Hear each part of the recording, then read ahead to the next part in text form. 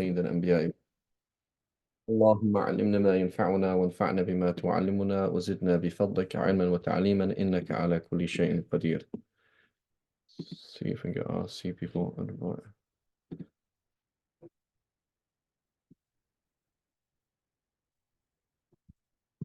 Okay.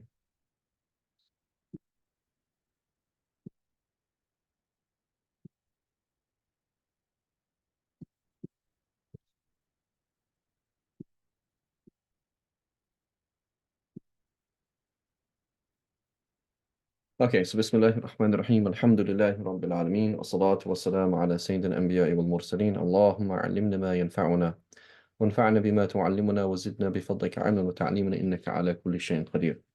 So, as some of you or many of you may have guessed, the motive for this lecture is that Halloween is around. It's not Halloween. That Valentine's Day is around the corner, right? Maybe perhaps it was a Freudian slip that Halloween and Valentine's Day are a similar kind of thing. And so many people, be it Valentine's Day or any other thing, they have certain paradigms in their mind of love, a certain twisted paradigms of love, and it may be that they're not married, or maybe they are married, and they are trying to work things out in their head, and it's totally off, fundamentally off, and it causes major problems for somebody who's not married and major problems for somebody who is married on both levels. So I wanted to talk about this, and it's advertised as a perspective. I am not Islam. I'm free dingle. And so, I'm just sharing some things that I've learned. Perhaps they're right, perhaps they're wrong. May Allah forgive me if they're wrong. And so I wanted to, touch upon some of these things. So I want to talk about some genuine bona fide nonsense. Put that out the window first of all, and then talk about the great trauma, the great necessary trauma, the hall of mirrors, and then real love of the real subhanahu wa ta'ala, al-haq. So genuine, bona fide nonsense, right? Love is infatuation. Okay, that is not true. Okay, that is fundamentally not true.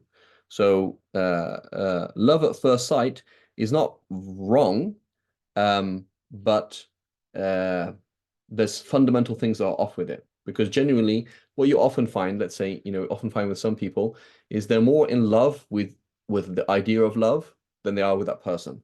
And that person just represents something, right? That represents, for example, I don't know, they're in love with the whole idea of the gangster rapper. So then they find somebody who kind of fits that thing. So they kind of like that person. They're in love with the idea of freedom and they find somebody who reflects freedom. They're in love with the idea of the sheikh, right? They were like religious, some of that. So they want that, they like that sheikh image, but they're not actually in love with that person. They're in love with the idea, this infatuation in their mind, right? Intimacy, right? Cardinal point, intimacy is not love. They are not the same thing, right? Material benefits. So he bought me something, or he's going to buy me something, or he's going to provide these material benefits, or social benefits. If I marry this person, my family will appreciate me. If I marry this person, it will solve certain it will solve certain political issues. That in itself is not love. So the fact that everybody likes your husband to be or wife to be or doesn't mean anything. That's not that love itself. And I'm not saying that these things are innately wrong, but these are not love itself. So the infatuation or the lack thereof, the fact that you are not infatuated, you're not falling falling over heels about your husband to be, your wife to be, or the current husband or current wife. This does not mean that there's no love. That's not true, because these are something else. These are not love itself. And so how do I know that? Life, right? Life will tell you all of these things, that that's not true at all, right? And so this is not about love here, but this is a nice quote by Tarafa ibn Abd. He was a Jahili poet. He said, "There will come to you news of one you didn't provide for, and from whom you never fixed a date for meeting. The days will reveal to you what you didn't know before. The one who you refuse provision will bring you word." So this is the key word. The days will reveal. So somebody who lives life, right? And may Allah make us live a beautiful life that we learn through our mistakes and we benefit, is they'll know that these are not real. And you know, they say in Arabic, "Sa'idu man ta'ada bi ghayrihi," that happy people are those who learn from other people's mistakes or learn from other people's advice. That these things are not, they're not, that's not what love is. Right? And just, you know, an example of this, you know, in Shakespeare's Twelfth Night, he mentions the famous line, "If music be the food of love, play on." What does that mean? Right? That means that I'm watching a film, right? And in the film, so and so loves so and so. And in the film, there is this music in the background, and you are overtaken by a feeling, right? And that feeling, is that you, or is that just the feeling? And so when that music turns off and when that film turns off, do you feel the same way? Is that what's happening there? Right? And so what does that mean? It means that there are certain feelings that are fake and are borrowed and are poured into you through music, through drama, through television, through friends, and they're not real. And they can be increased or decreased based on nothing. They are meaningless. And you can just play the music and you suddenly feel that way, even though it's not real, right? This is infatuation. It's not actually real, right? And I believe in Twelfth Night, if I remember correctly anyway, the whole story in that situation is he's talking, I can't remember who it is, talking to somebody, and he realizes way later who he actually loves and who has actually been true to him the whole time in all these different ways, right? Who's shown true love to that person. And so we see this time and time again. It's just fake. It's just, right? It's just your youth. It's just the feelings you're in. It's just the music you're into, the public things. It's not reality, right? We're not saying that these things are wrong, but these are not reality. Okay. And so another perfect example of that is, again, somebody who is in a relationship or has been in a relationship, loveless intimacy. So if intimacy is love, how can you have loveless intimacy? It does happen, right? I know people, for example, that who were going through a divorce, they're tearing each other apart, and the kind of thing that delayed things was intimacy. But it wasn't really, there's no love in it. So it's not actually satisfying. The person doesn't feel happy, right? It's actually one of the most painful things possible. Loveless intimacy is actually extremely painful. And this is where people, for example, in a haram relationship or even a halal relationship, when they experience this, it just hurts to the core. So if love could be equated to intimacy, intimacy means love. Love means intimacy. If those two things were exact equivalents or exactly equivalent, then we wouldn't have a problem there. Whoever you sleep with, you love. Whoever sleeps with you must love you. That's not actually the same thing. They're not the same thing.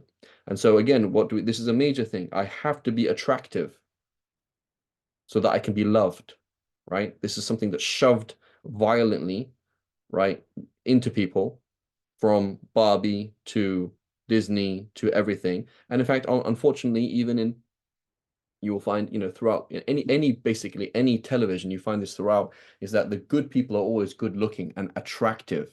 And so therefore there's an implicit subliminal message. If you are attractive and somebody is intimate with you, you are a happy person. This person has attained love. And that's not the case at all, right? It's totally false. On many, many levels. So intimacy then is neither essential to love, nor is it insignificant. So you cannot say that intimacy is essential to love. It is not essential to love. Love is something far greater, and intimacy is important. And again, I'm not going to talk about it in this lecture. This lecture is not about intimacy, and I talk about that in another series of lectures I have on YouTube. You can look at how to get married in Islam. I talk about these things and the importance of it in Islam, etc. But it is not essential to love. Love can exist without that thing, right? It is, however, it is unique to a specific type of love, but ultimately dependent upon it, i.e. intimacy. For intimacy to be fulfilling, it has to be dependent upon love. And if it is devoid of love, it becomes very painful and dark and something that is very disturbing and confusing. And then, again, case in point, love in old age. two people who are not intimate anymore? They don't love each other anymore. Does the love is the love then only based on the intimacy that they had in the past? And that's the connection. Is that how it is? Right?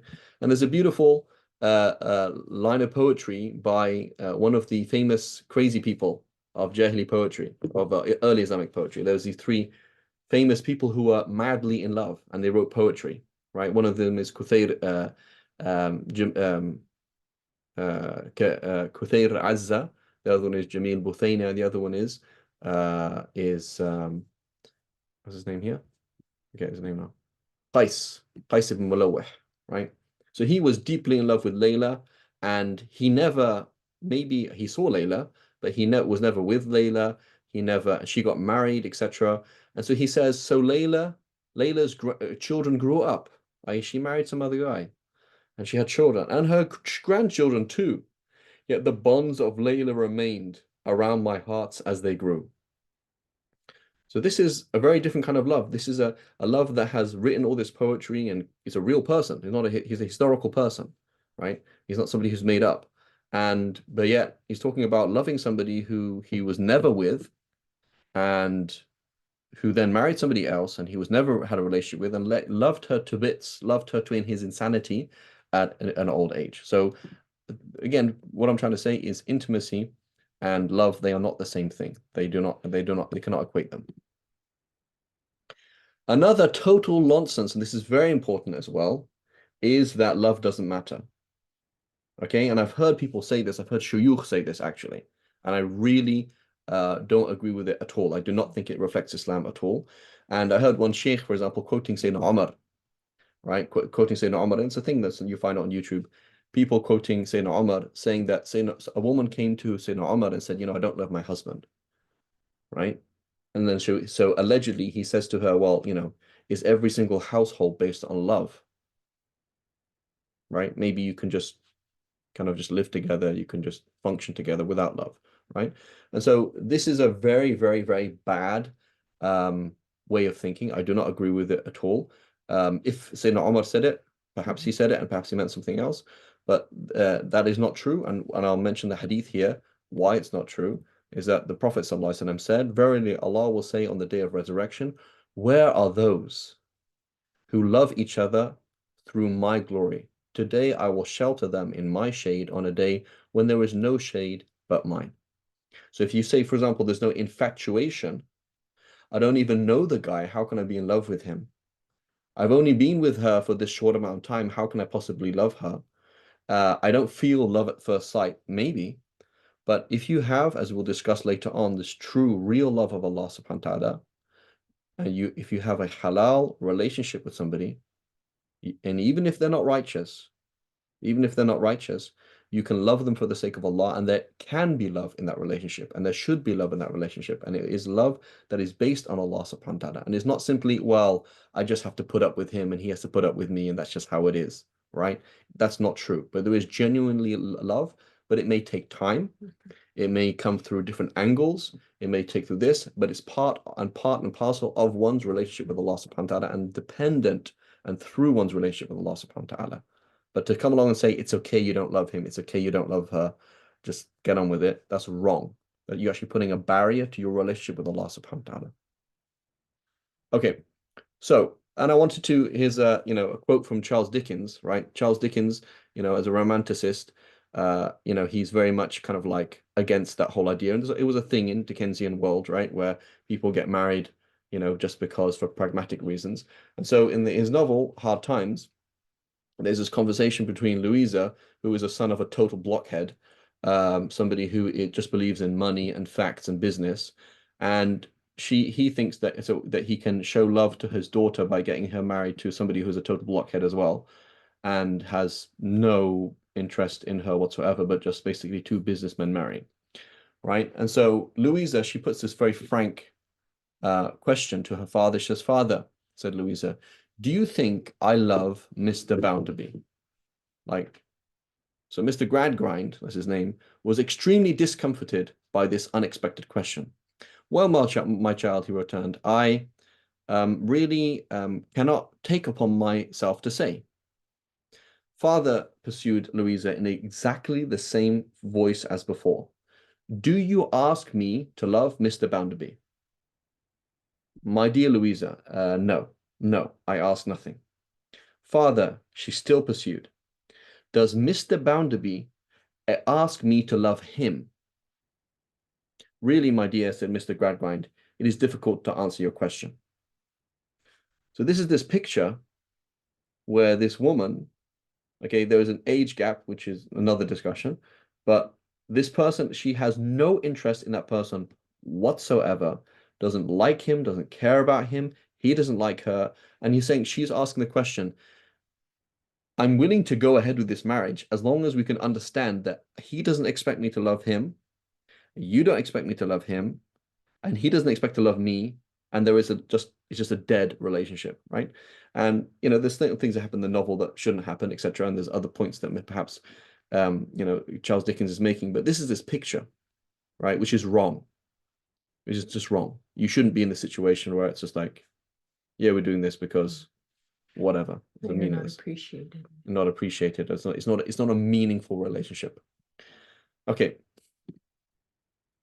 So bona fide nonsense, genuine, absolute nonsense. Love equals infatuation. If you are infatuated, you're in love. If you're not infatuated, you're not in love. Wrong. Love equals intimacy. Wrong. Love equals material benefits, right? Total nonsense, right? So somebody who goes into a relationship thinking how big is the wedding ring going to be, how much he's going to spend on the wedding, total absolute garbage, nonsense, right? And in fact, statistically, it's been proven statistically that the people who spend more on weddings are more likely to get divorced. So there's a thing. Or social benefits, right?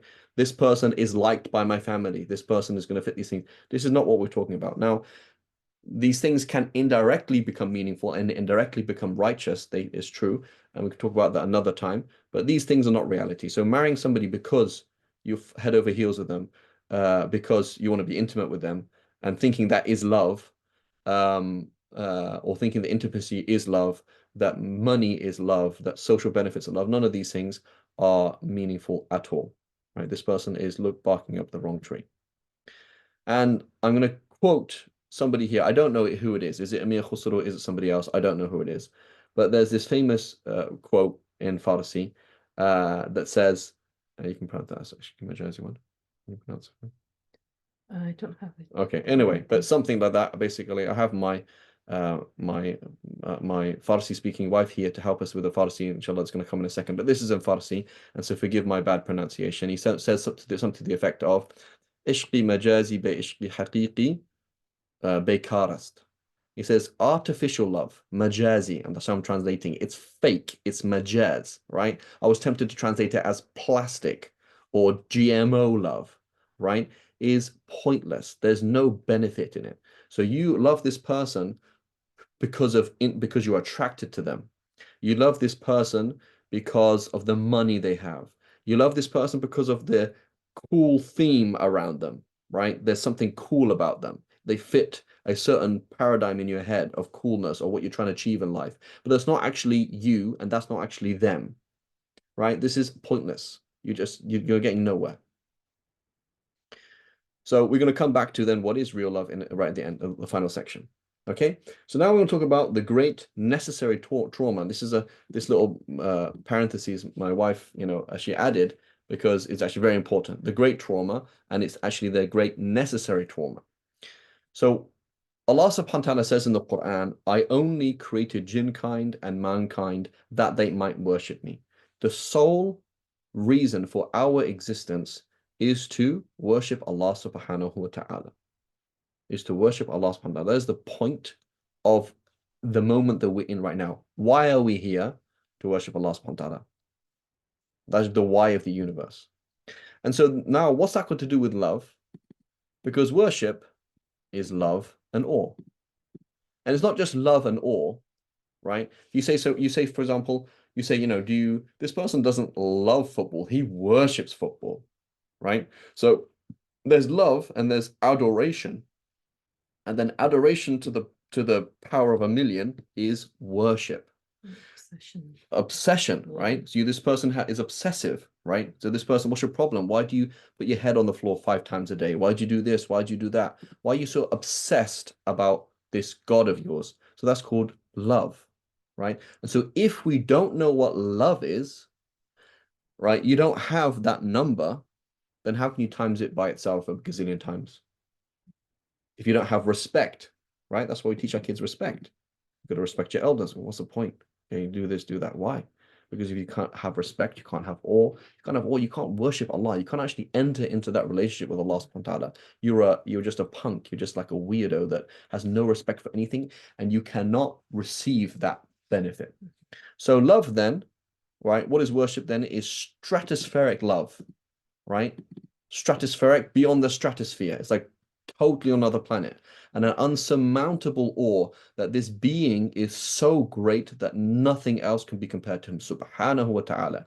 And in reality, the two things are together, right? They translate into different things. You love Allah and you thank Allah and you're scared of Allah, punishment, right? They're kind of two different things, right? Don't do this because Allah will punish you. Do this because Allah will reward you, right? They kind of have different angles at the end, but the love and unsurmountable awe, in reality, they're actually one, because you love Allah subhanahu wa ta'ala for his awesomeness, right? I don't mean awesome as an American term that, dude, that's awesome. I don't mean that. I mean his majesty, his majesty, his augustness, right? As I put, right?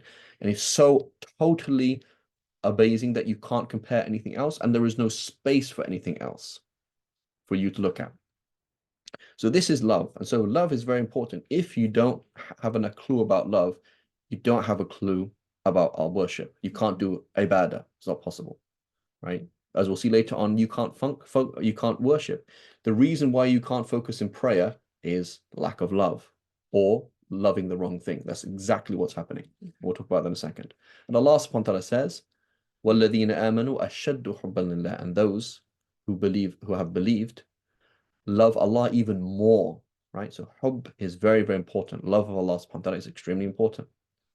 And in Sahih Bukhari, the Prophet ﷺ said that Allah subhanahu wa ta'ala says, my servant draws not near to me with anything more beloved to me than the religious duties I have enjoined upon him.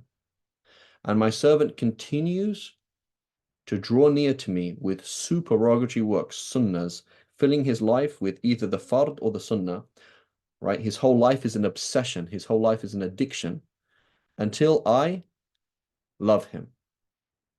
And when I love him, I am his hearing with which he hears, his seeing with which he sees, his hand with which he strikes, and the foot with which he walks. Were he to ask something of me, I would surely give it to him. And were he to ask me for refuge, I would surely grant it to him. I do not hesitate, right? Look at this emotional, right? Allah subhanahu wa ta'ala does not have emotions in the sense that we have emotion, but you see, this is a closeness, a love between the slave and the master. This is not just, okay, do good and you get a reward. There is an emotional love of Allah subhanahu wa ta'ala. I do not hesitate about anything as much as I hesitate about seizing the soul of my faithful servant. He hates death and I hate hurting him. So see this love and care and compassion. But where does that come from? It comes from fulfilling the fard, doing the fard first, and fulfilling the sunnahs. And a total die-hard adherence to the Sharia. Okay, so love is very important. So that is where we come from. But we have this trauma. What is this trauma? This trauma is that you have been cut off from your source. You were once a soul. You stood before Allah, and Allah subhanahu wa ta'ala said, Alastu bi rabbikum? Am I not your cherishing Lord who loves you and cares for you and is your sole source of happiness? And you said, Qalu bala. They said, of course. And you've been cut off. Okay? And now you're in this mess. And now you're into this world and you're cast into a sea of fake faces, things that seem interesting, right? It seems like the thing that would make that would fulfill that love, but it's not, and it's fake. Okay, and so we are trying to. This person then is trying to fill that void. Okay, one way or another, and the Sharia is coming, as we can explain. The Sharia comes you to fill the void in the right way. But what happens is you do it in the wrong way. And so here we ask the question then: why the love song? Like, why is everybody talking about love all the time? Okay, why is everybody talking about love all the time? And so I wanted to, these are certain songs I've just heard here and there. One of these songs I heard, for example, I don't know, like 2 months ago in a shop, right? And you look at these words and you just see, why is everybody talking about these things, right? And so here's a Scarborough Fair. This is a classic kind of like English ballad. He says,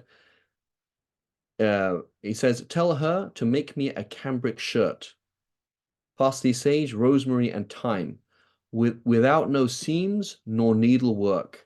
Then she'll be the true love of mine. Why would somebody make a poem like this? This poem is talking to this girl, or a message between this guy and a girl, and saying, make me a shirt, hand make it, but without any seams and without any needlework.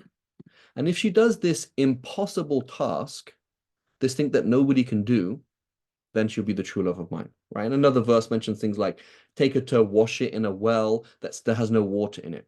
Why would somebody, in fact, why would thousands of people talk about immensely romantic and impossible things? What is this person seeking? What is this person seeking? This person is seeking that relationship with Allah subhanahu wa ta'ala. It translates erroneously into this woman or that man or this thing or that thing.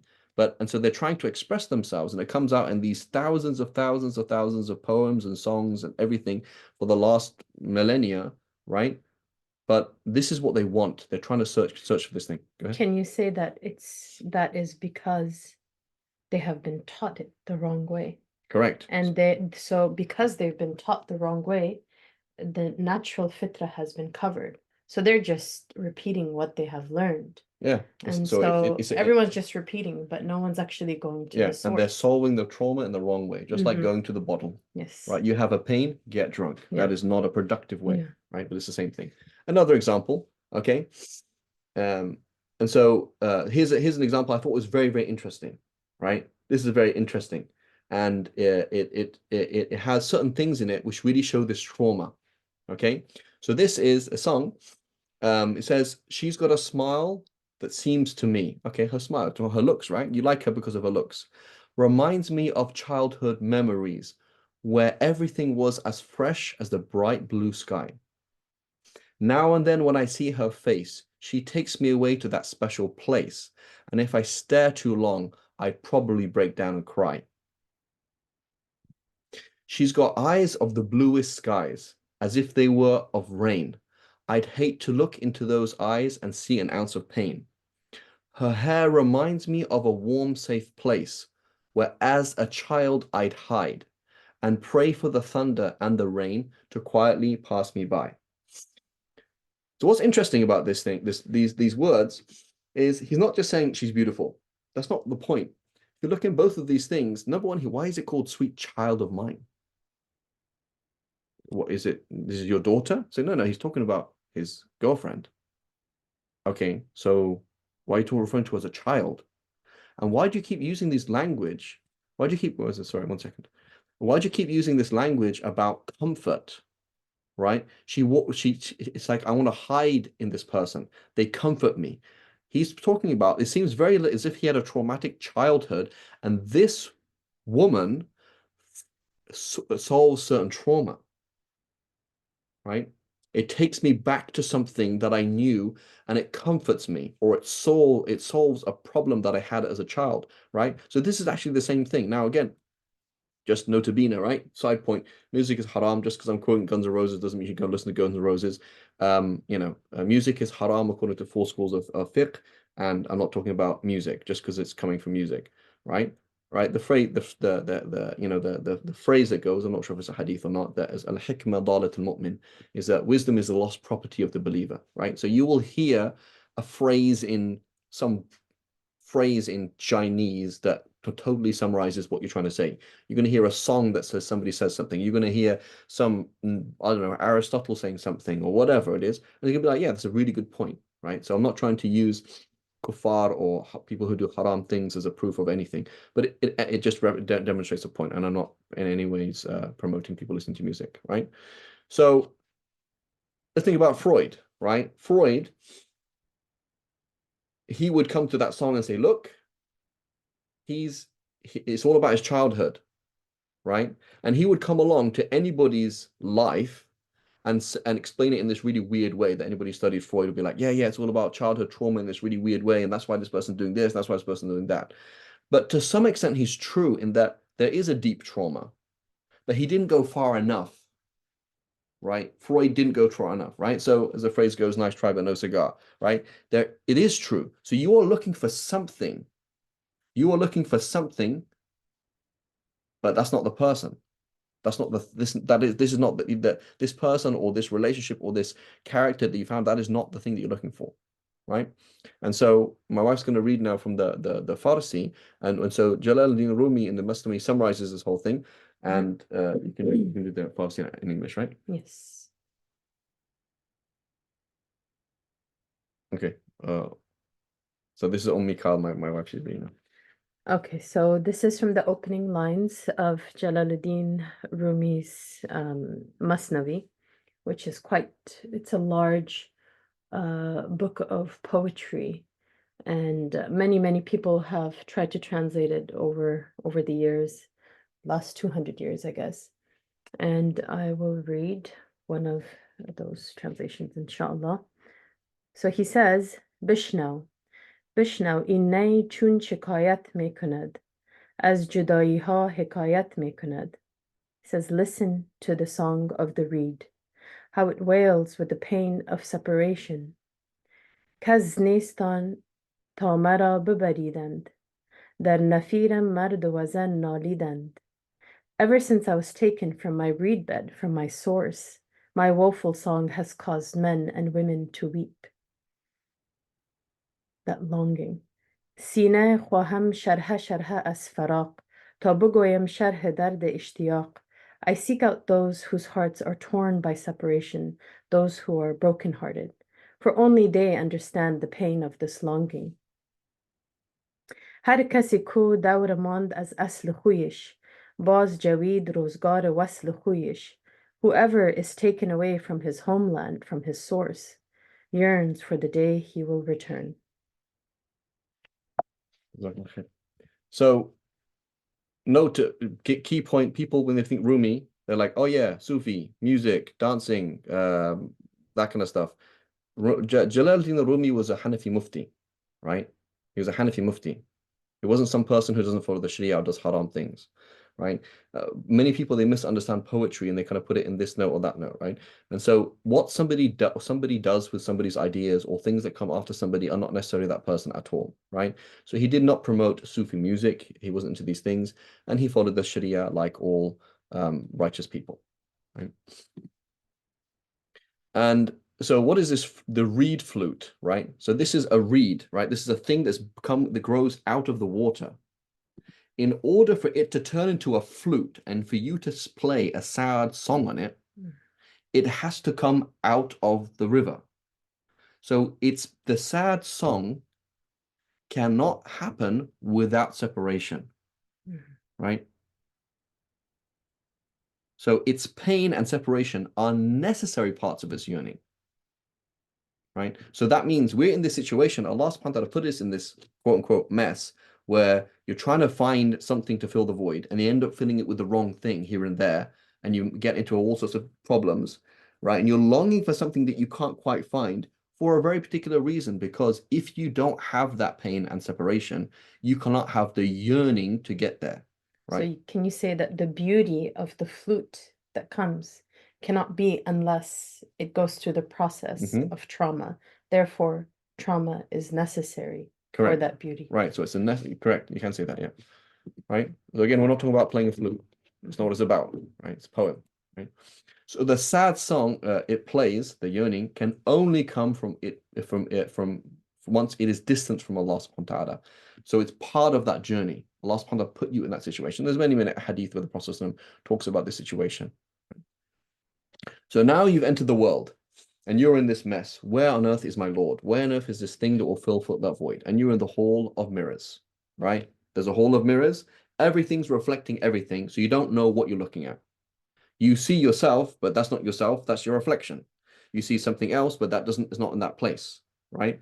And I don't have time to talk about it here, and it's again a bit too much. But being somebody who's into martial arts, I was a big, a kung fu fan of Bruce Lee. So Bruce Lee has this quote in I can't remember the film now. It's called Enter the Dragon, where he has to fight somebody in literally a hall of mirrors, and he remembers a lesson from his teacher who says, "If you break the image, you'll break the enemy." Right? And so this is this problem is you keep seeing all these things that are rare refractions of things, but they're not the things themselves. So there's all these things around you that reflect certain aspects of what you're looking for, which is Allah subhanahu wa ta'ala. But then you end up falling for the mirror itself. Right? This thing, for example, power reflects something of Allah. The looks reflects this, the affection, the pleasure, the sound, the music, right? Music, for example. Why is it that everybody loves music? Because we have this ruh that wants that absolute beautiful thing, and you find these things that reflect it, but that's wrong, right? Drugs, right? Drugs to some extent will reflect a certain kind of power, but it's not the same thing. And so this person ends up falling for things that are not what you're looking for. Right? So this is then all I can say, all human endeavors, all human ambitions, all human motives, from getting up and turning the alarm clock off, making a cup of tea, going to work, the argument you have, the marriage you had, the business you had, every single human motive is a distortion, a bad attempt to get back home. You are trying to move forward to get to Allah subhanahu wa ta'ala, but you don't know you're going to Allah subhanahu wa ta'ala. You're trying to go something else. And so you're falling, and whenever your intention is not in line with Allah subhanahu wa ta'ala, you are falling for a mirror of Allah subhanahu wa ta'ala that is wrong. Right?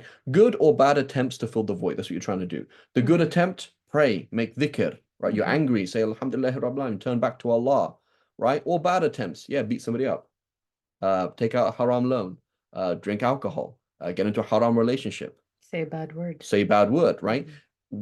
Cussing, right? There's a huge power that comes when you swear, power, and that's a part of that reflection of Allah subhanahu wa ta'ala, but that's not Allah subhanahu wa ta'ala. So you're going in the wrong direction. And this is, again, we have to come back to this a number of times in our lives, say that's every single time. The time when you move because you have a pain in your back, in your chair, or in discomfort, or scratching your head, you're all trying to get to that one thing, but you're doing it the wrong way. And so this is carbon monoxide poisoning, right? What is carbon monoxide poisoning? Is your body, it needs oxygen. And you have red blood cells that carry oxygen. You breathe in, and it goes into your, what's it called? Any doctors here? I can't remember the word now. Aority or whatever it is. What's it called? I can't remember what it is. These little tiny little pockets, right? I can't remember the words. Bronchioli and whatever no, but it's the smaller things. Anyway, something there. I can't remember the word. Something beginning with A. Anyway, the point is, here is this red blood cell. It is vacant. It is waking. It is empty, and it's waiting for oxygen. The problem is there isn't enough oxygen, and there's too much carbon dioxide. So what happens then is that red blood cell, instead of getting what it wants, it takes the other thing because it's available, and it takes on carbon dioxide, and now it carries that carbon dioxide through your body. And then more red blood cells do the same thing. Instead of filling the void with the thing that it needs, the oxygen, it fills the void with the wrong thing, and it poisons you. So this person, they're filling the void. In their heart of hearts, they want Allah subhanahu wa ta'ala. But how do they do it? By killing people and getting power, because now they've got close to that thing, but they poison themselves. In their heart of hearts, they want to feel that divine love. So then they fall in love with somebody else, and they fall in love with somebody else. And they're trying to find this thing, and then they're going through their life like, oh, I'm trying to find my soulmate, all these haram relationships, and you're not getting anywhere. You are poisoning yourself because you're going the wrong direction. You're looking at the mirror and you're thinking it's the mirrored, but it isn't, right? And so this was, again, this is the song I heard in some, I don't know what shop I was in, what it was, right? It's like cheesiest, like 1980s, I don't know, techno, whatever kind of music, whatever they had. It was very, very thing, but it was very interesting. So he says, once I ran to you, now I run from you. So this person has realized that they love this person for various reasons, but it's totally messed them up. Right? This tainted love, this love that it seems right, but it's not. It's dirty, it's corrupted, it's off somehow.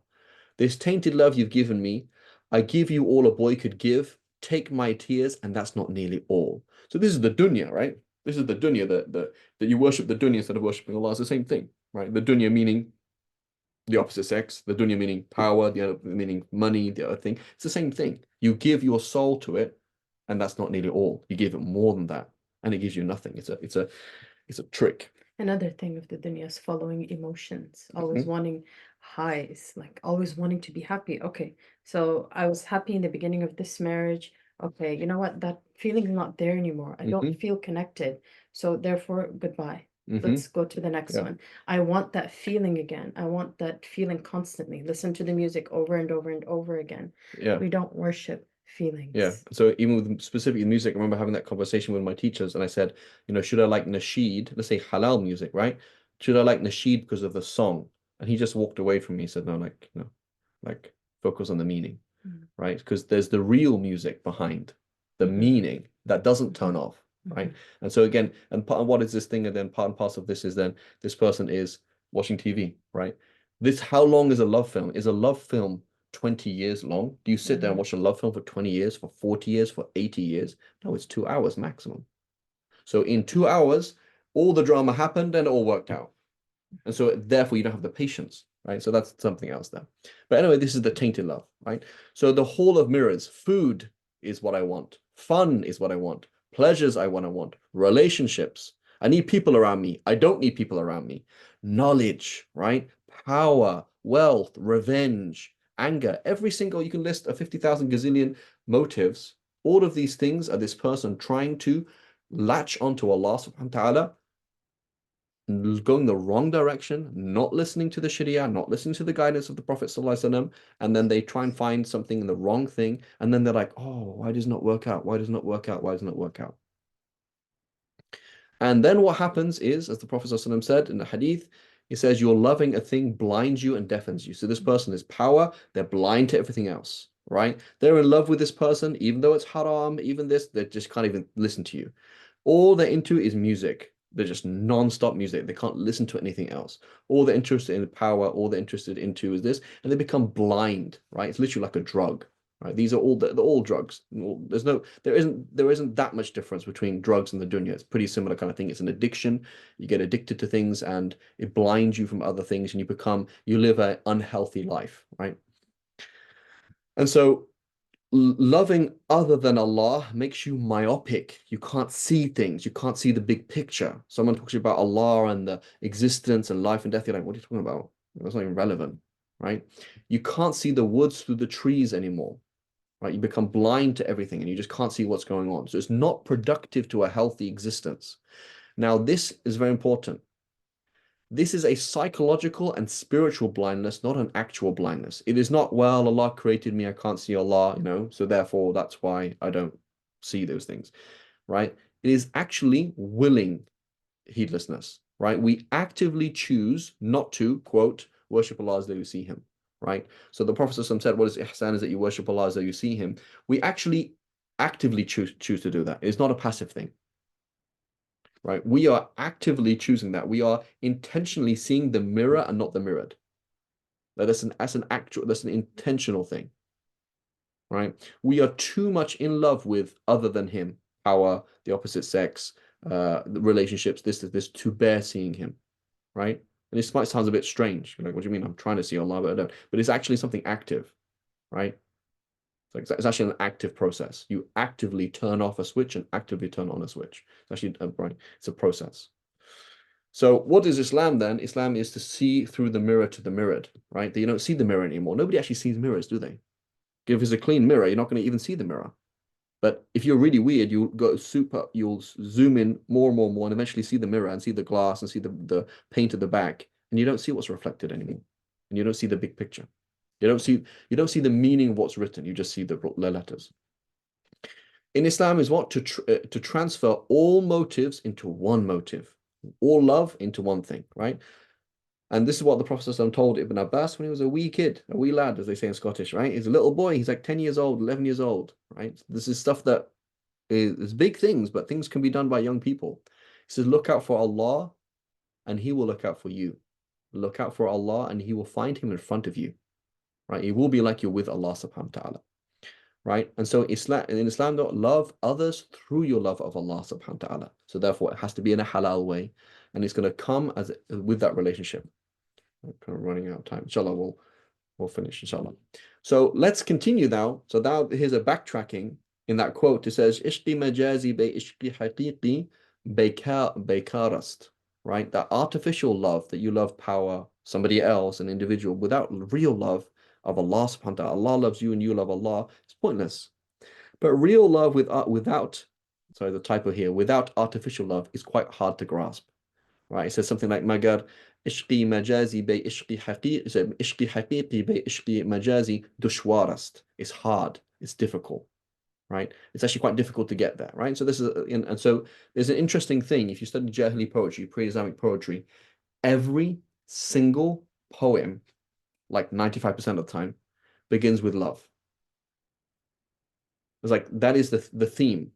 The poem is not about love, but the opening scene is all about I loved her, she left me, or we couldn't be together, right? And it's almost like they're saying, whenever you want to say something serious, you need to show your wounds, your battle wounds, your emotional battle wounds, i.e., I've been through hell and back, and I know what I'm talking about, right? And so sometimes, Allahu Alam, the journey is part of the destination, right? This person, they've chased after dunya their whole life, it fell apart in their face, and now they can start worshipping Allah properly. They've been heartbroken 50,000 times, and now they understand what it means to be in love, right? And sometimes it's like that. Not that we should seek that, but sometimes it's like that. So what is real love then? What is real love? What does it mean to be in love, really? What is real love of the real, Allah subhanahu wa ta'ala, right? Al-Haq, right? So Imam Ahmad and others narrate that the Prophet said that Allah subhanahu wa ta'ala says, my love is wajabat, is assured, is guaranteed for those who love each other for my sake. I.e., why do you like this person? This person, there's a circle where there's three people in that circle. Allah, you, and that person. And it's one love. Your love of Allah and Allah's love of you is intertwined with your love of that person and Allah's love of that person. Therefore, you love people whom Allah loves, and you don't love people whom Allah doesn't love. So you have very practical case. You've fallen in love, right? Classic thing. Sheikh, I met this girl. She's not Muslim, but we really connect. How did you meet her, Habibi? What lines did you cross? Where was your love of Allah subhanahu wa ta'ala when you happened to meet her and happened to talk to her on that kind of level? And why do you love her so much? Why do you feel you connect with her even though she's not connected with Allah subhanahu wa ta'ala? She's not connected to Allah subhanahu wa ta'ala. So this person has taken your heart, but there's nothing divine about her or about him. It's just something else. That means that is not love, because your love of that person is not through Allah and not with Allah. I just wanted to say something. So one of the sisters in our community, she had seen a picture of a triangle. So at the top of the triangle, if you can imagine a triangle, at the top there's it says Allah, and on each side there's the husband, and then on the other side there's the wife. So it's as the triangle goes up, it gets closer, right? The two sides actually become closer. So as the husband and wife's relationship with Allah subhanahu wa ta'ala it gets stronger, the husband and wife also, their relationship becomes more closer. So I thought that was very beautiful. And the Prophet ﷺ said in Sahih Muslim that verily Allah will say on the day of resurrection, where are those who love each other through my glory? My glory was that thing that brought them together. Today I shall shelter them in my shade on a day when there is no shade but mine. Something very, very special. You're of the khawas, of the very special people. Your relationship came from Allah. Your relationship with Allah subhanahu wa ta'ala led you to that person. Your relationship with Allah subhanahu wa ta'ala brought you to that person, and your relationship with Allah subhanahu wa ta'ala is translated into that person. And I always advise people, I was advised not to get married young, right? But I like, for me, like, in terms of a relationship, in terms of knowledge of the deen, right? And in terms of your own knowledge of yourself, marriage is unbelievably important, right? Somebody says, yeah, I love Allah subhanahu wa ta'ala. Are you married? Like, no, I don't know what you're talking about, right? It's possible, of course, but there's so many things that you cannot even see, right? In your relationship with Allah subhanahu wa ta'ala, without somebody else being there. And again, going to repeat this hadith because it's fundamental important. What did this person do? This person, he says, was it my servant draws not near to me with anything more beloved than the religious duties. This person is doing the obligatory and avoiding the haram. This person is helping me avoid the haram. I am helping them avoid the haram. This person is helping me get up for fajr, is helping me not make riba. They stop me and say, oh, that's haram what you just said. Don't say that. This person is helping me do that. They are helping me go to Allah subhanahu wa ta'ala. And they're helping me with my sunnahs. They're helping you get up for tahajjud. They're helping you recite Quran. They're helping you do what is right. This person. And so this person is genuinely benefiting you, is showing you genuine pure love. When I love him, I am his hearing with which he hears and seeing with which he sees. So Allah subhanahu wa ta'ala takes the place of all phenomena that appear to one. You do not see lamps, you do not see windows, you see Allah creating a window, Allah creating a person. Totally different relationship, right? And the darkness of a relationship, when does the darkness of a relationship come in? When your relationship with Allah subhanahu wa ta'ala weakens. Whenever you zoom out of your relationship with Allah subhanahu wa ta'ala, darkness comes in. And it's like, oh, why did she say that? Why did he say that? Why didn't she do this? Why did he do this? That's where it comes in. But when it's through Allah and to Allah subhanahu wa ta'ala, it's all rosy. It reminds me of that quote, everything in the universe is light, except and all of it becomes darkened when the nafs or the self is manifested. So when you're saying, well, this is, you've taken my right, my this, my that, instead of seeing the bigger picture, i.e. Allah subhanahu wa ta'ala, and it's all about you yourself, that's when things get muddled. So you have to, even though it may be hard for you, because maybe you yourself have gone through personal trauma in your own life, well, allow the marriage or allow the relationship with whoever, as long as it's not abusive and there's a limit, to mend that relationship between you and Allah subhanahu wa ta'ala, and allow the other person to take your hand and allow them to help you get closer to Allah subhanahu wa ta'ala. As opposed to classic thing, what's the point of this relationship? What am I getting out of it? Or did you go into it to get something out of it? Or did you go into it as an expression of your love of Allah subhanahu wa ta'ala? Oh, good question. So then you're all the words that this person is using, well, I do this, but she doesn't do that. Well, I do this, but he doesn't do that. It's like, well, what are you even talking about? Is this relationship a translation of your love of Allah subhanahu wa ta'ala, or is it something else? Right? It's two different things. So this relationship. This person dedicates their whole life and being to Allah subhanahu wa ta'ala, and Allah subhanahu wa ta'ala gives them everything. And their relationship with other people is their relationship with Allah subhanahu wa ta'ala, and there's no separation whatsoever. So the person in classics, for example, like can you be harsh to people? Well, how could you be harsh to people? It's impossible, right? Or callous, like he's hurt me so much, I just don't even care anymore. Honestly, whatever. Go calm, I don't really care. Do whatever you want. Right? I don't really care what she says or what she doesn't do. Your wife is like somewhere else. Like, yeah, I don't really care. Okay, well, so callousness, there's no place for callousness. Because even if this person, you don't even want to be with this person, like it's not going to work out, you can still have care and concern for people.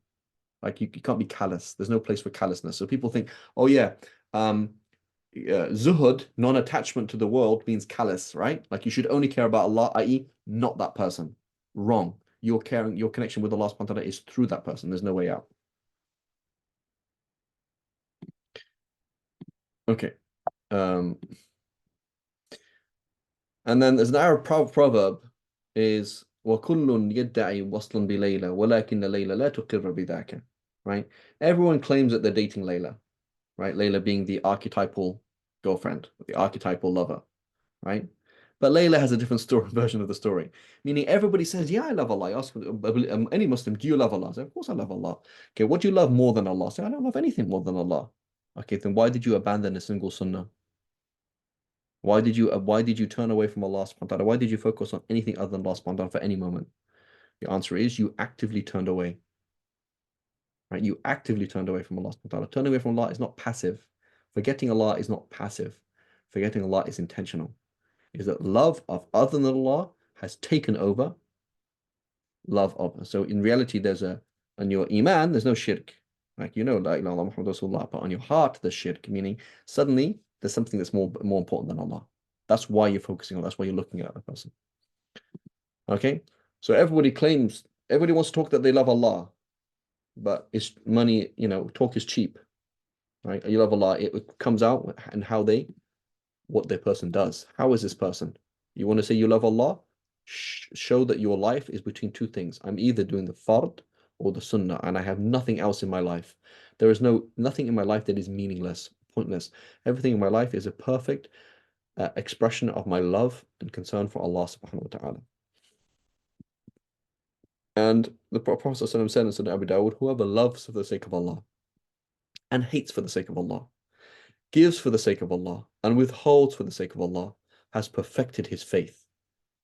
So they love for the sake of Allah, they love Allah, and they love what Allah loves. Right? And so the people in their family, they love for the sake of Allah, right? So I just as an example, I'll give you an example. My cat, okay? My cat Pumpkin is the best cat on planet Earth. Okay, he's a very, very cute cat, and he's very affectionate. He's a bit annoying sometimes, but he's very affectionate, and he has a very soft chin. Is that love for Allah, or is that love for the cat? So if you're stroking this cat and you're like, oh, I just love cats, they're great, aren't they? Right? He sometimes comes and sits. I don't know, he's not here today, but often he comes and sits in the class whenever I start teaching, right? So if you're like, oh, isn't he cute? You're not with Allah. As opposed to you're stroking a cat as an expression of the love of Allah. When you stroke the cat as an expression of the love of Allah, you open the door for the cat as an expression of the love of Allah subhanahu wa ta'ala, right? Then you're with Allah subhanahu wa ta'ala. And that's a totally different realm of love. The affection you're showing to this cat is now divine as opposed to worldly, right? And the same thing with the people in your life, same people with the people, your spouse, etc., right? And that same hadith, right? Your loving a thing blinds and deafens you. So this person now, instead of being blinded and deafened by his love of power and people or this person, right? He is now, right? He's the classic teenager who's in a classroom and the math teacher asks him a question and he's just thinking about the girl behind him, right? And he doesn't even hear the question, right? That happens. But as opposed to this person cannot hear things. They're not distracted by things. Distractions are from Allah Himself, and so it's just another message from Allah subhanahu wa ta'ala. Everything is a message from Allah subhanahu wa ta'ala. So there's nothing else for them. This person is blinded from to other than Allah subhanahu wa ta'ala, right? So this person now blind to other than Allah by the intensity of one's love for Allah subhanahu wa ta'ala, right? And that's always going to come out in the way they interact with the person. Do you need to defend yourself? No, you don't. Let Allah defend you. Right? You don't need to attack people. You have to do this or do that. We are with Allah subhanahu wa ta'ala, right? So blind to other than Allah by the intensity of one's love. So you love people through Allah and with Allah and to Allah subhanahu wa ta'ala. And everything then is a means to Allah subhanahu wa ta'ala as opposed to a mirror that you're just bumping into, right? So Islamic romance is from Allah, to Allah, and with Allah. And it is more profound than any other love. So anybody wants to write any song, get out of my face. You're just talking a lot of nonsense. If you want to talk about Valentine's Day or love or anything like that, that's the realm of the believer. Nobody else has anything to say here, right? And no one else is even welcome. Like you're not even talking about anything real. You're not with Allah. You're not talking about something the ultimate. It's fake and limited and perishing, whereas Allah's love is totally different. Allah's love and loving through people, when you love somebody through Allah, it is a truly meaningful and fruitful relationship. Even if it fails, even if it ends in a divorce, even if it ends in something like that, it's a meaningful relationship. Why did you two people get together? For the sake of Allah. It's a fruitful relationship. It spends on you as opposed to it costs you, right? We looked at that Tainted Love. It's like, I've given you everything and I have nothing. And I've given you more than everything. And all I have is like tears. And it's like, where am I? As opposed to a very true and beautiful, every single thing that happened between these two people is meaningful and fruitful and gives back to them.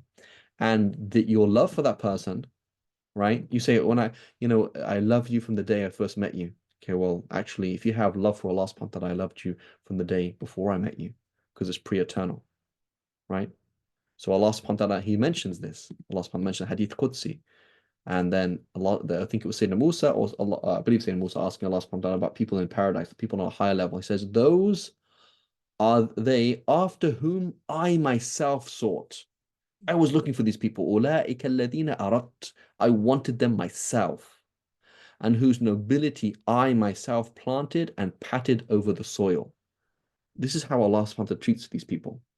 On a totally, like, imagine, for example, Allah subhanahu wa ta'ala created the whole of existence and he said, yeah, these people go to paradise. Great, great, great. But these very special people who love Allah and they want Allah, they are those people that Allah, they are the raison d'etre, the reason for the whole universe. Those are those that I wanted them. And Allah subhanahu wa ta'ala says, and I planted the tree of their nobility with myself, and I patted over the soil myself. That care and that concern that Allah subhanahu wa ta'ala has for that person. And how do you know that you have that relationship? Because that's how you are with Allah subhanahu wa ta'ala. Right? Allah subhanahu wa ta'ala is your life and your obsession. And you find him in your relationships with other people, as opposed to. So when you say, oh yeah, I'm a really righteous person, but the problem, I'm righteous, I'm religious, but the problem in my life is my wife. It's like, that's because you're not religious. That's why. I'm a righteous person, but my husband, he's like, it's not be praying and fasting. So the fact that you find a gap in your relationship means that your relationship with Allah is off. That's what it means.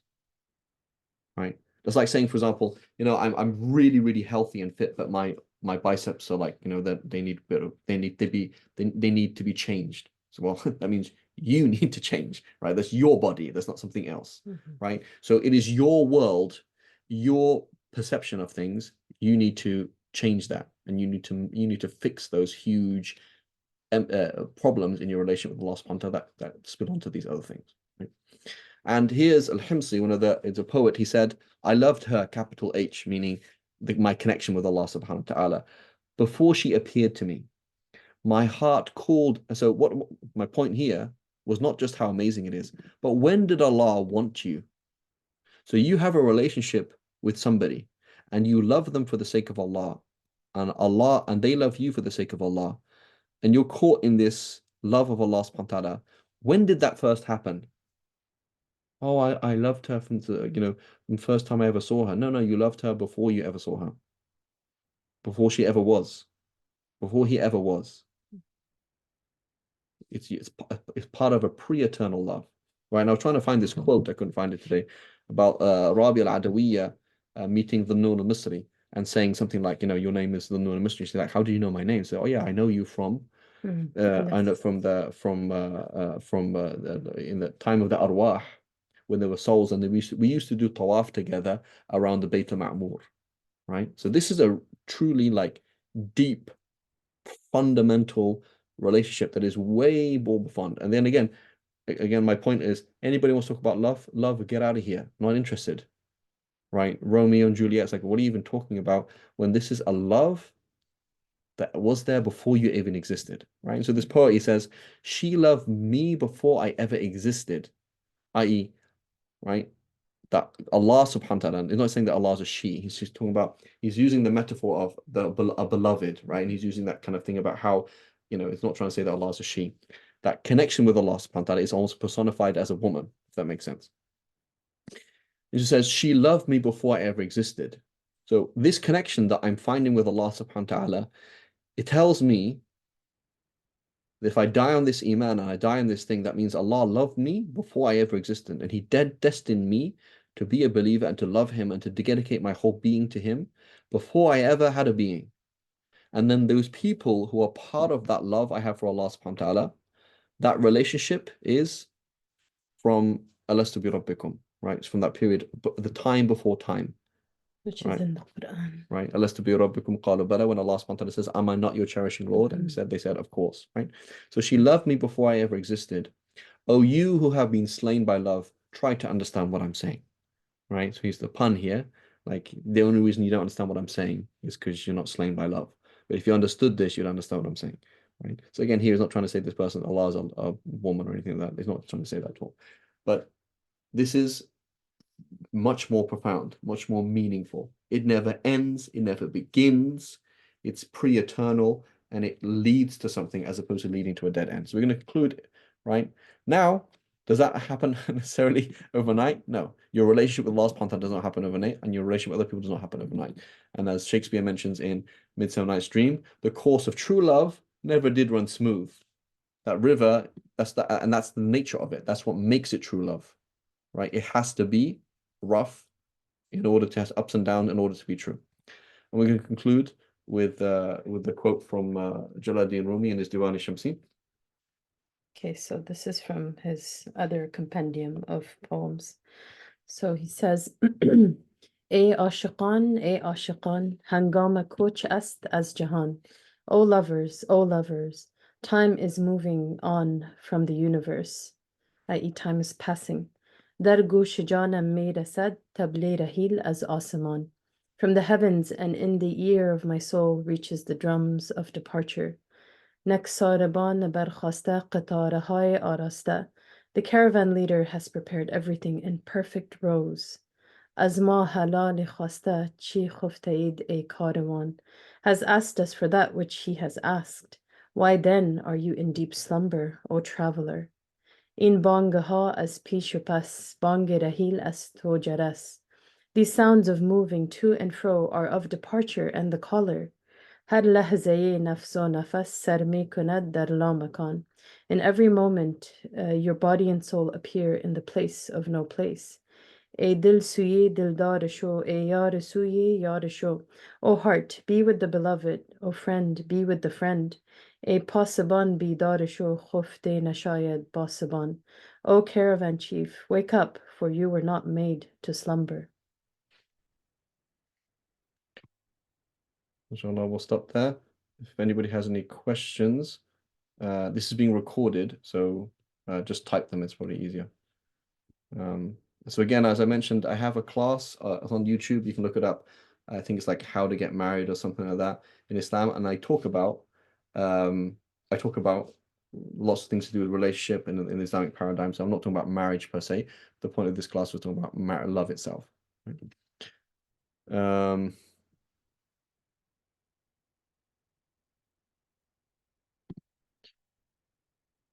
Okay. So a question, I'm understanding the theory behind loving someone through Allah subhanahu wa ta'ala, but how do you apply it? The application of it is different for each soul. So Allah subhanahu wa ta'ala will provide to you unique opportunities of loving him in the situation he has placed you, in the relationships he has placed you in the connections, in the place, in the friends. What your love of Allah, how that looks is going to be different than the next person, because Allah has made the souls variegated, very different. So what you have to do is you have to ask Allah subhanahu wa ta'ala. You have to ask, oh Allah, how do I show you my love? And follow exactly what the hadith says. If you love me, what was it? Come close to me. فَاتَّبِعُونِي يُحْبِبْكُمُ اللَّهُ. Follow the example of the Prophet ﷺ and the hadith Qudsi. That my slave does not come near to me except by that which I have made incumbent upon myself. And when you do that, and you do it for the love of Allah, not for showing off, not for any other reason except that, oh Allah, you have told me to do this. سَمِعْنَا وَأَطَعْنَا. I hear and I obey. Then I will do this only because you have asked me. If I'm lazy, if I'm not enjoying this, all of that, put that aside. You will change over time if you keep on doing it. There's a thing that if you want to change yourself, pretend to be that person. So over time, inshallah, you will be that person. Just pretend that you love praying. Just pretend that you have good akhlaq. Just pretend, even though inwardly you might be like, ah, you just want to punch someone. Just pretend that everything's okay. Over time, you will find that your heart will change. And what you want to do, how you want to treat others, how you want to treat yourself, how you want to treat those members of your family very closest to you and yourself as well. So, I mean, it can play into so many different things, but ultimately it's follow the example of the Prophet ﷺ over your nafs, your lower self, and do what Allah subhanahu wa ta'ala has asked you, which is follow him in the fara'id, then the sunnahs, and then the extras, and then the extras. And inshallah, Allah will, of course, give you what he has promised. Yeah, and I think also there's certain things. So let's say, so when you are looking at what can I get out of this person, that means you're not loving that person for the sake of Allah subhanahu wa ta'ala. So if it's like, oh yeah, what am I getting out of this person? What did they do wrong to me? Yes. Right? So you Having have a grudge grudge list. list, right? The Yeah. joke is, shall I forgive you on Laylatul Qadr, right? Yeah. It's like you're gonna, so like, um, so that kind of mentality of like, yeah, but she did this, but she did this, but she did this, or but he did this, but he did this. Like, it's like, where are you? Which world are you in? Are you in the world of Allah's forgiveness, or are you in the world of not, Allah's not here, and you need to get back because no one else has your back, Mhm. right? So if you're in a world where Allah doesn't exist, yeah, you have to be right. It's a dog eat dog world, and I got bigger teeth, right? You're gonna take, you're not gonna forgive, and that's the world. That's not the world you live in. You live in the world of Allah subhanahu wa ta'ala. And so you live in a world where Allah subhanahu wa ta'ala can make anything happen, and Allah subhanahu wa ta'ala can give you more in ways that you can't imagine. Allah subhanahu wa ta'ala can forgive everybody. And so it's totally different, right? And that you see, and then also things like seeing, for example, seeing a test. Let's say your spouse shows bad akhlaq. Okay, well, if you're with Allah, you see Allah subhanahu wa ta'ala putting a cardboard puppet in front of you, and you all you have to do is respond in the right way, as opposed to, oh my God, I can't believe she said this to me. Oh my God, I can't believe he's doing this to me. Like, where are you? Are you in the you seeing the mirror, or are you seeing the mirrored? Right? It's the same kind of thing. And another thing is in the Quran, Allah subhanahu wa ta'ala says over and over and over again. We have the formula. Allah loves those who are patient. Allah loves kadhimin al-ghayz. Those who, when they're so angry, they don't say anything. And it's hurt, it's very painful, but they do it because why? They say Allah loves that. I want to do what Allah loves. I want to be like the person that Allah has described. There's a good book by Imam Amr Suleiman. It's actually called Allah Loves. And he goes through all the different times that Allah subhanahu wa ta'ala says. And again, that could be different in each person's life, but you have to look at those things and make that as a guide for yourself and really ask Allah for make dua. Dua can change a person like this, can change your heart like that. So don't depend too much on yourself to change yourself, but depend on Allah subhanahu wa ta'ala to do it for you, inshallah. So that's Jahanna. Was that Jahanna? I don't know. I don't know, Okay, but what Jahanna. about this? So saying I love you for the sake of Allah, that means you love the things in that person that Allah loves. So that you see somebody that, for example, that they spoke the truth. See that person, they love the Sunnah, and you say, I love you for the sake of Allah, meaning I love you because Allah loves you, as opposed to I love that guy. Why do you love that guy? Right? I'll give you an example. I love King Julian. He's so funny, right? In Madagascar, right? Unbelievably funny. What does Allah love about that individual? What does Allah love about his thing? He's basically transgender. He is the individual himself. May Allah guide him. He's basically a proper shaitan as he is now. May Allah guide him. Inshallah, he'll be a better person than all of us would be a Muslim. But as he is, he's like somebody who hates Muslims. His whole career is joking about Muslims. That's all he is. And so why do you find him funny? So you say, so what do you like about that person? You say, I love that person for the sake of Allah. Is you like that person even though, for example, you don't like the way they look, even though you like the way, for example, their jokes aren't very funny, but you love the thing about them that they love Allah. That's what you love about them, as opposed to, oh yeah, I love you for the sake of Allah, meaning what? Meaning you like their food, right? That means something else. How do you develop strong with Allah? Well, the hadith says. So you say the hand teaches the heart. So you say, I am a total loser in terms of my connection with Allah subhanahu wa ta'ala. I like food. All I think about is myself. So I'm gonna do the opposite. I'm gonna fight myself and I'm gonna say, do the sunnahs, do the sunnahs, do the sunnahs. Whenever Allah subhanahu wa ta'ala sends me something, I'm gonna do what is right physically. Right? And then bit by bit by bit, Allah subhanahu wa ta'ala will show you your faults. And you start working on those things, and bit by bit, Allah subhanahu wa ta'ala show you other things. And then you have some openings here and there, and then you have some closed things and openings and closes, but you have to work, right? You have to roll up your sleeves and do things. So you're not reciting Quran on a regular basis. Problem. You're not doing the sunnahs. Problem. You eat with your left hand. Problem. You are not saying Bismillah. Problem. You're always late to the prayer. Problem. Like you're not actually doing the sunnah. The sunnah is not happening in your life.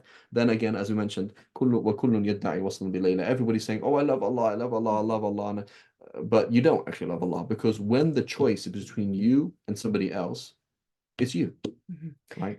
And I wanted to say in the Quran, Allah subhanahu wa ta'ala says, وَالَّذِينَ آمَنُوا أَشَدُّ حُبًّا لِلَّهِ. So those who believe, their love is going to be very intense love. So if by strong love you mean intense love, then try to be with the believers. And the believer does not stop at the 5 prayers. He studies, and he teaches himself more and more and more things. There are so many hadith that exist in the world. You would be very surprised if you pick up a book of hadith, and all of the hadith that are sahih, actually, tons and tons of them that you haven't seen that show you a different aspect of the Prophet sallallahu alaihi wasallam. And inshallah, you can just take that. Okay, read Riyadh Salihin, apply one of those things, apply one of the things from the Quran. So you can make your own formulas for these things and seek assistance and aid through prayer and through sabr in getting these things. Inshallah. So here it says there are a lot of internalized misconceptions about love. How can we so where do all these misconceptions come from? From our environment. Mhm. So you grew up with Disney. You grew up with whatever it is, Lack right? of knowledge too. Lack of knowledge. So what you watch. So there are all these implicit paradigms being shoved down into you from around you about what is happiness and success, right? You watched the Super Bowl yesterday and you were really sad, right? Your heart was going up and down with all of these people. What was happening at that time? You were absorbing their hal. You're absorbing what they value, what they don't value, right? So you said, yeah, I'm sad that the 49ers lost, but I'm happy that, for example, this happened because everybody else values that thing. In reality, it was nothing happened. Nobody cares. It's meaningless. Basically, nothing happened and everybody was happy about it. So there are things that were valued that are valueless, and there were things that were not valued that were invaluable, right? And so when you surround yourself with people who are sane, with people who have values that are meaningful, it becomes a bit more natural. Like what you say, oh, you have a nice cut. Oh, what was it in Grease Lightning? Is it, you know, you know, what's the song? Like, tell me more, Tim, or does he have a car? Right? So it's one of the Grease Lightning, anyway. Oh, the song is on me car. It's like, oh, does he have a car? What kind of car does your boyfriend have? It's like, where is the value here? Okay, you have a good-looking boyfriend with a cool car. Like, where's the value in any of this? Like, what's the point in any of that? And then you just hear this stuff again and again and again. It becomes internalized, whether you like it or not. And so, who this is quote I lost some time ago from C.S. Lewis. He said, when we look at our problems, he's talking in the 1950s, that what's wrong with us and what is this problem that's just kind of like ambient, we realize is that people read modern literature. So he's talking about people in the 1950s are messed up because they're reading 1950s literature. So what about 21st century literature? What about 21st century films? What's 21st century social media? What about 21st century TV, right? Yeah, the stuff that's just happening on a regular basis, this is all fine, and it promotes a total skewed version of reality and of values. So number one, cut off the nonsense, because it's just you can't. It's just crazy, and that unfortunately that nonsense is almost everywhere. Right? I And a mentioned, for lot of it example, now. the thing about looks. Right? I say, okay, I'm going to watch a good film. Okay, find me a film where the actors are ugly. Yeah. Right? It's very rare. Right? You're not going to see it. You're going to watch a cartoon. Okay, I want to watch the cartoon of the Sahaba. Okay, what he didn't look like that.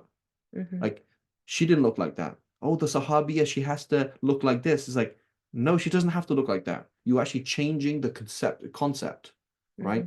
And so these are a vast, like a whole array of misconceptions about the whole of the universe that we have to get out of. Number one, by cutting it out of our system, and number two, by working with Allah subhanahu wa ta'ala. And then a lot of things be like, yeah, I don't even value that. Why would I even care?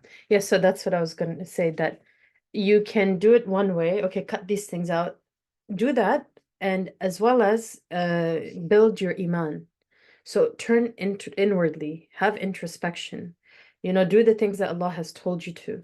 Do your azkar in the morning, do your azkar in the evening, after the prayer, throughout the day. I mean, reminder for myself. But I know that once you work on those things, your belief, your iman will guide you. You will not feel comfortable around certain things, around watching certain kind of movies, listening to music. You will not feel comfortable. You'll be like, oh, you'll feel a bit shy.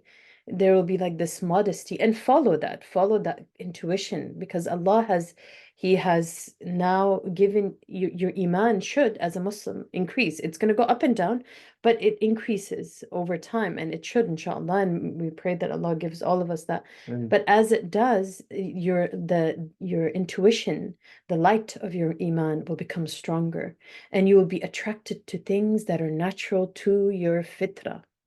You will want to say things that are natural. It's like Allah subhanahu wa ta'ala becoming your hearing. One of the scholars, that I can't remember who it was, but they explained that when Allah becomes the hearing with which you hear, it means you will listen to and want to listen to the things that only Allah, that is pleasing to Allah subhanahu wa ta'ala. When your feet will go on only to the places that Allah subhanahu wa ta'ala wants you to what is your The eyes with which you, the hearing with which you hear, the with seeing the with which seeing you with see, the which you hands with see, which the you hands strike, the feet with which you walk. yeah, so the hand will only do that which is pleasing to Allah. The eye will only look at that which is pleasing to Allah. So don't think about it too much. Try to perceive it in your heart, because it's not a thing with it's not related to your mind. It's related to your heart. So inshallah, I hope Yeah. all of that combined. I think the simplest thing in the world is cut off bad company and Yeah, bad input and social absolutely. media, everything, all these kind of things, and TV and everything. Cut it off totally because it's just non-stop nonsense. And surround yourself with people. Be somebody who really wants to change and is really trying to change. You're falling on your nose every day. You're falling, It's okay. Yeah. but you get up again, right? And you're surrounding yourself with like people who like that. And so that's number one, for my benefit, let's say my personal life, like number one thing is cutting off bad company and having good company, like number one, like total different thing. And so then this person, you're in a good company, you're naturally going to find somebody, right, that wants that same company, but they're a member of the opposite sex, and be like, oh yeah, this guy values the same thing. He values the fact that I don't want to socialize with him, and I value the fact that he doesn't want to socialize with me. Oh, I respect that, and he respects that in me. He values the fact that there's a Sharia answer that's like, hey, we can't talk like this. And then you like that about that person, that, hey, I asked him a question and he answered like half of it because he was too shy. I like that in that person. And he likes that in me, that I'm shy, right? And then it's like, you know what?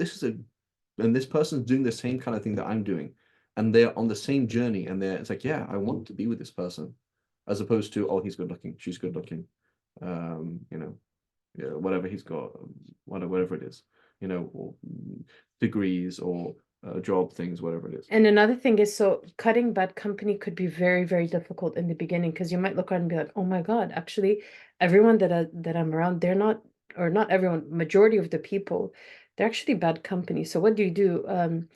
Make dua for good company. And sometimes you have to be patient, and you're not going to be happy. You're not going to have places to go to. You're not going to have people to call, and you're not going to have people who want you to come over it. That's okay. You're just waiting, and Allah will give that to you if you have that.